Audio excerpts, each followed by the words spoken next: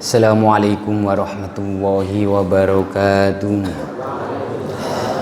Bismillahirrahmanirrahim. Alhamdulillahi rabbil alamin wal aqibatu lil muttaqin wala udwana illa 'alal zalimin. Asyhadu an la ilaha illallah wahdahu la syarika lahul malikul haqqul mubin wa asyhadu anna Muhammadan abduhu wa rasuluhu shadiqul wa'dil amin.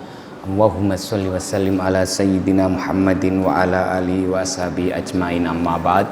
Jinaba anal kuroma zu'ama anal a'izza wa bil muqaddimah pengurus takmir Masjid Nurul Iman Belimbing Sari, remaja masjid panitia Ramadan 1440 Hijriah, hadirin wal hadirat, jamaah sholat isya lan insyaallah dilakukan tarawih semua yang kami banggakan. Alhamdulillah, pertama-tama marilah kita mengucapkan rasa syukur kehadirat Allah Subhanahu wa taala, di mana pada kesempatan ini tepat pukul 19:21 waktu Indonesia bagian Belimbing Sari kita bisa hadir. Pertama, ibadah fardu sholat isya secara berjamaah dilanjutkan dengan qiyamul lail fi Ramadan. Apa?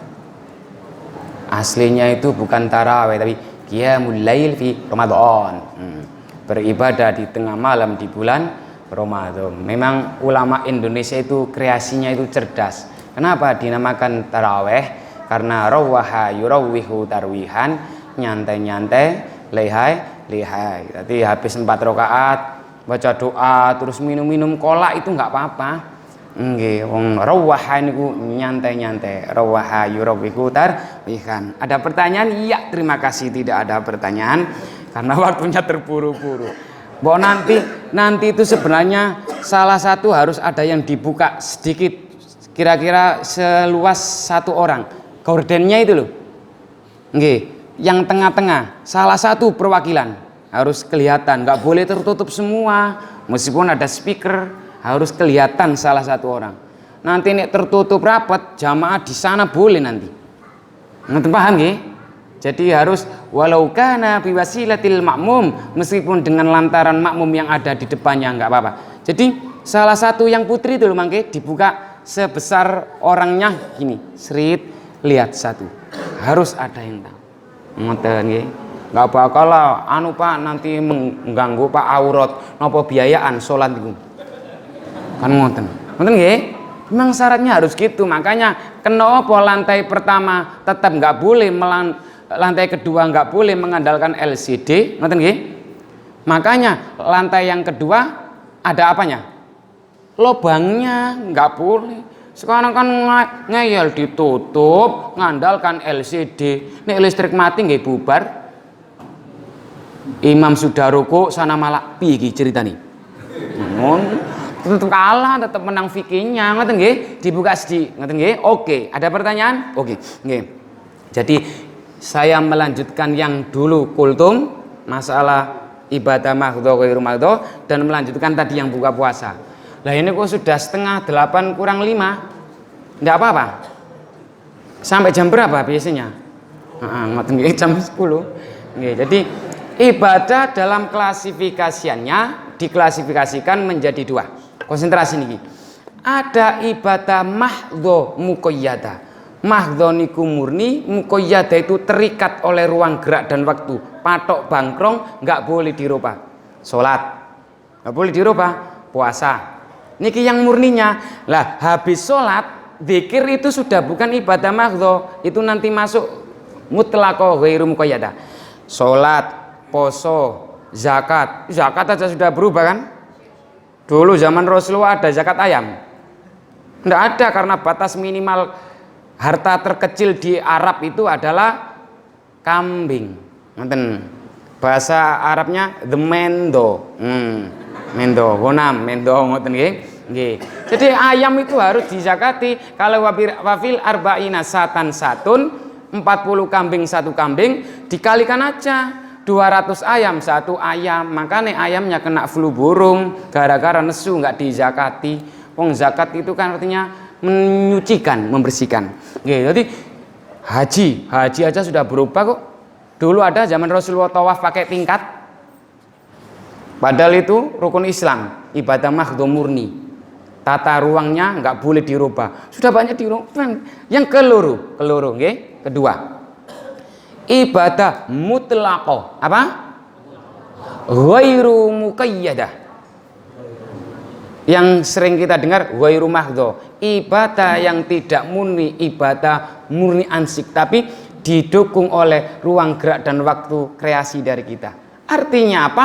Perintahnya dalam Al-Quran dan hadis ada, tapi teknisnya tergantung kita. Innallaha wa malaikatahu yusholluna 'alan nabi ya ayyuhalladzina amanu shollu 'alaihi wa sallimu taslima. Itu ya. Allah dan malaikat dan orang-orang yang beriman bersolawat Nabi. Perintahnya kan jelas. Tapi teknisnya tergantung kita. Boleh pakai rebana, boleh pakai hadro, sing nontok gendeng kabeh, sing nontok gendeng kabeh. Black adudu seng, black adudu seng. Ya Nabi salam alaika.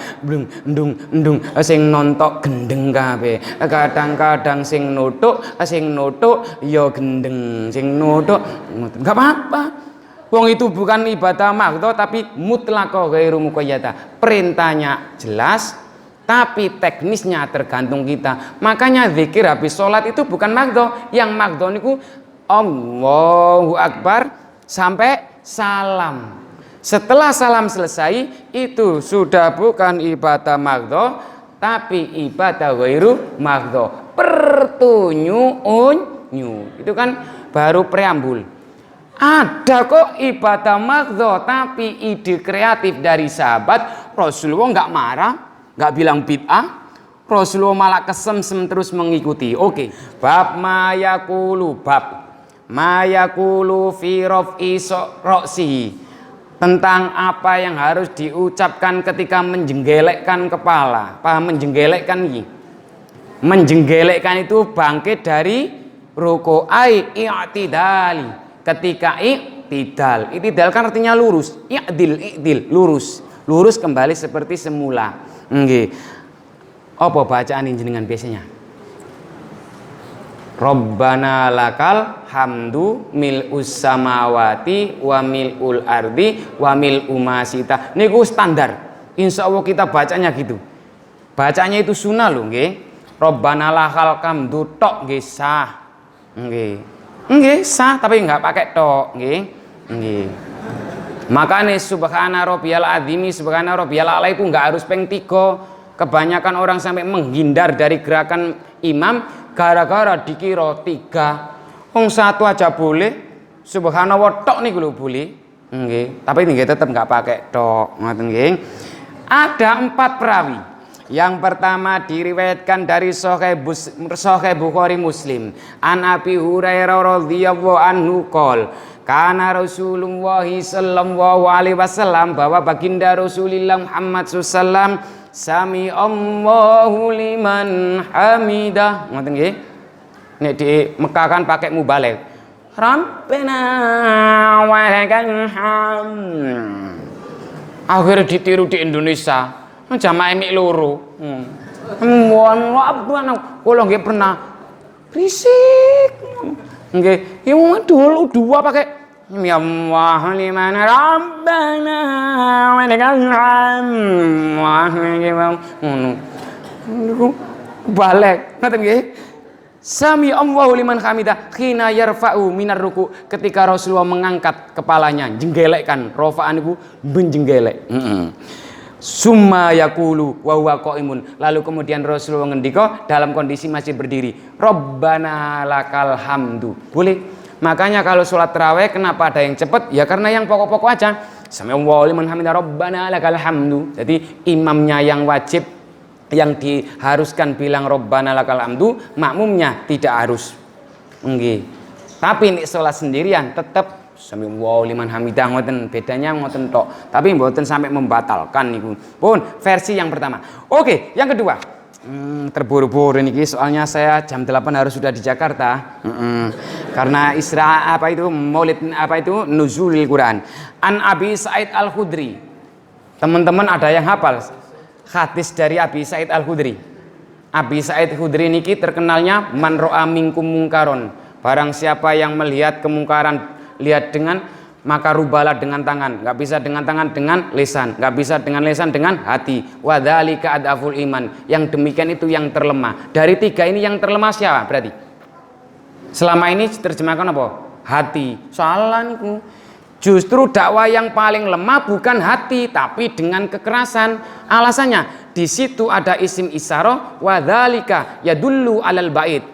Jadi tangan, lesan, hati, wa dzalika yang demikian itu yang jauh. Berarti adaful iman, selemah-lemahnya iman, yaitu dakwah dengan kekerasan.